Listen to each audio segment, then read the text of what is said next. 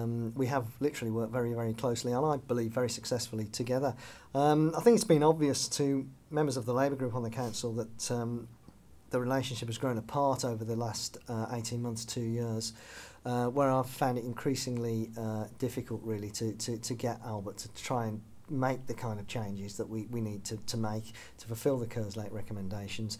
When the July letter was written by John Crabtree to Greg Clark, the Secretary of State, it had a phrase in it about the senior political leadership failing to understand the challenges.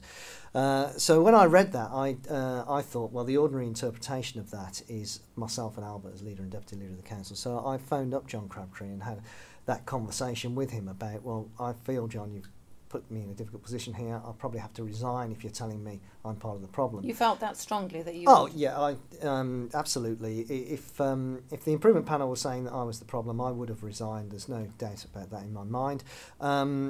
In the conversation with John, he said to me that it wasn't the case that I was the problem. He said that if I resigned, that would only make matters worse, so I shouldn't do that. He was good enough to say to me that the phrase in the letter was somewhat clumsily written and could have been more focused, and it wasn't about me. And he urged me to continue to do what I was doing in the role of the deputy leader. And you know, I have now over the last number of weeks been working very closely with the chair and vice chair, Francis and John, on the recommendations of Kerslake Review to ensure that we do now deliver what's required on the budget through to 2020. And there's no point pretending that's going to be easy.